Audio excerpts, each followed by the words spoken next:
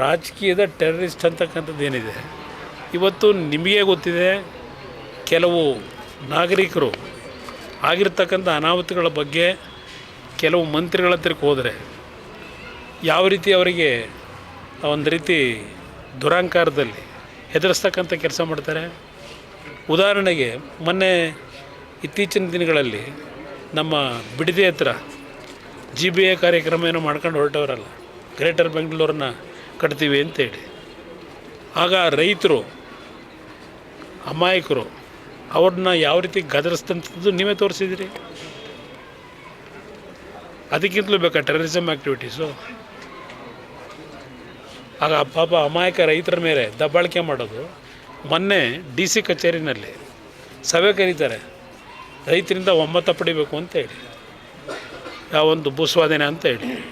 ಅಲ್ಲಿ 2 ಬಸ್ನಲ್ಲಿ ಗೂಂಡಾಗಳನ್ನ ಕರ್ಕೊಂಬಂದು ನಿಜವಾದ ರೈತರು ಅಲ್ಲಿ ಹೋದರೆ 2000 ಜನ ಆ DC ಆಫೀಸಿಂದ ಹೊರಗೆ ನಿಲ್ಲಿಸ್ತಾರೆ, ಅವ್ರನ್ನ ಒಳಗಡೆ ಬಿಡೋದೇ ಇಲ್ಲ. 2 ಬಸ್ನಲ್ಲಿ ಗೂಂಡಾಗಳನ್ನು ಕರ್ಕೊಂಬಂದಿರು ಅಂತ ರೈತರು ಹೇಳ್ತಾರೆ ಓಡಿಸ್ಲಿಕ್ಕೆ. ಇದು ಟೆರರಿಸ್ಟ್ ಸಂಸ್ಕೃತಿನೋ ಯಾವ ಸಂಸ್ಕೃತಿ? 80% ಜನ ಇವತ್ತು ಭೂಮಿ ಕೊಡ್ಲಿಕ್ಕೆ ತಯಾರಾಗಿಲ್ಲ. ನನ್ನ ಕಾಲದಲ್ಲಿ ನಾನೇ ತೀರ್ಮಾನ ಮಾಡಿದ್ದೆ 5 ಟೌನ್ಶಿಪ್ ಮಾಡಬೇಕು ಅಂತ ಹೇಳಿ. ಆ ಸಂದರ್ಭದಲ್ಲಿ 2006 ಅಲ್ಲಿ ದೊಡ್ಡ ಮಟ್ಟದಲ್ಲಿ ಕೃಷಿ ನಡೀತಾ ಇರಲಿಲ್ಲ, ಅವತ್ತು ರೇಟು ಸಹ ಇರಲಿಲ್ಲ, ಜನಗಳು ವಾಲಂಟಿಯರ್ ಕೊಡಲಿಕ್ಕೂ ತಯಾರಾಗಿದ್ದರು.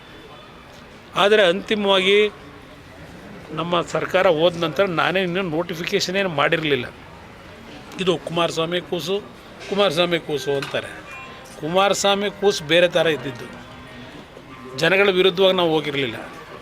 ಈಗ ಜನ ಇವತ್ತು ಅಷ್ಟು ಹೇಳ್ತಾ ಇದ್ದಾರೆ, ಹಸುಗಳು ಸಾಕಿದ್ದೇವೆ, ತಿಂಗಳಿಗೆ 50,000ರಿಂದ 1 ಲಕ್ಷ ಸಂಪಾದನೆ ಮಾಡ್ತಾಯಿದ್ದೀವಿ, ನಮಗೆ ಯಾಕೆ ತೊಂದರೆ ಕೊಡ್ತೀರಿ? ರೇಷ್ಮೆ ಬೆಳೀತಾ ಇದ್ದೀವಿ, ರೇಷ್ಮೆ ಬೆಳೆ ಇವತ್ತು 600-700 ರೂಪಾಯಿ ಇದೆ. ಅವತ್ತು ಆ ಕಾಲದಲ್ಲಿ 70-80 ರೂಪಾಯಿ ಇತ್ತು 2006ರಲ್ಲಿ. ಇವತ್ತು ರೈತರು ಆರ್ಥಿಕವಾಗಿ ಕೃಷಿ ಚಟುವಟಿಕೆ ತುಂಬ ಅತ್ಯುತ್ತಮವಾದಂಥ ರೀತಿಯಲ್ಲಿ ಮಾಡ್ತಾ ಇದ್ದಾರೆ. ಅಂದರೆ 2018 ನಾನು ಮುಖ್ಯಮಂತ್ರಿ ಇದ್ದಾಗ ಆ ಭಾಗದಲ್ಲಿ ನೀರಿನ ವ್ಯವಸ್ಥೆಗಳೇನು ಮಾಡಿಕೊಟ್ಟೆ, ಇವತ್ತು ಸದಾ ಹಸಿರಿದೆ, 1 ಲಕ್ಷ ತೆಂಗಿನ ಗಿಡಗಳಿದೆ. ಇಲ್ಲಿ ಹೋಗ್ಬಿಟ್ಟು ಇವರೀಗ ಹೆದರಿಸಿ ರೈತರುಗಳನ್ನು ಬಾಡಿಗೆ ರೈತರು, ಆ ರೈತರು, ಈ ರೈತರು ಅಂತ ಹೇಳಿ ಇವರು ಹೊರಟಿರ್ತಕ್ಕಂಥದ್ದೇನಿದೆ, ಇದು ಗೂಂಡಾ ವರ್ತನೆನೋ ಟೆರರಿಸ್ಟ್ ವರ್ತನೆನೋ ಅಂತಕ್ಕಂಥ ಅವ್ರು ಹೇಳಬೇಕಪ್ಪ. ನಿನ್ನೆ ದಿನ ಒಂದು ಸುಮಾರು 100-150 ಜನ ಆ ಒಂದು ಭಾಗದ ಹೆಣ್ಣು ಮಕ್ಕಳು ಆದಿಯಾಗಿ ನನ್ನ ತೋಟಕ್ಕೆ ಬಂದು, ಇಲ್ಲ ನೀವು ಇಂಟರ್ಫಿಯರ್ ಆಗಲೇಬೇಕು, ನಿಮ್ಮ ಒಂದು ಇನ್ವಾಲ್ವ್ಮೆಂಟ್ ಇದ್ದರೆ ನಾವು ಬದುಕಲಿಕ್ಕೆ ಸಾಧ್ಯ, ಇಲ್ಲದೇ ಇದ್ದರೆ ನಮಗೆ ರಕ್ಷಣೆ ಯಾರೂ ಕೊಡೋದಿಲ್ಲ ಅಂತಕ್ಕಂಥ ಮನವಿಯನ್ನು ಸಲ್ಲಿಸಿದ್ದಾರೆ. ನನ್ನನ್ನು ರಾಜಕೀಯವಾಗಿ ಈ ಮಟ್ಟಿಗೆ ಬೆಳೆಸಿರ್ತಕ್ಕಂಥ ಜನ ಅವರು. ನಾನು ಅವತ್ತೂ ಸಹ ಈ ಒಂದು ಕಾರ್ಯಕ್ರಮ ಯೋಜನೆ ತರಬೇಕು ಅಂತ ಹೊರಟಾಗ 3 ದಿನ ಇಲ್ಲಿ ನಮ್ಮ ಕೃಷ್ಣ ಕಚೇರಿನಲ್ಲಿ ಮೀಟಿಂಗ್ ಮಾಡಿದ್ದೀನಿ. ಅವತ್ತು ಸಹ ಕೆಲವು ಹೆಣ್ಮಕ್ಳು ಹೇಳಿದ್ರು ನನಗೆ, ನಿನ್ನನ್ನು MLA ಮಾಡಿದ್ದು ಇಲ್ಲಿಂದ ನಮ್ಮನ್ನು ಖಾಲಿ ಮಾಡ್ಸೋಕ್ಕ ಅಂತ ಹೇಳಿ. ಅದೆಲ್ಲ ನನ್ನ ತಲೆಯಲ್ಲಿ ಇಟ್ಕೊಂಡಿದ್ದೇನೆ. ಅದರಿಂದಲೇ ನಾನಿರ್ತಕ್ಕಂಥದ್ದು ಆ ಬಡವರು ರೈತರ ಪರವಾಗಿ.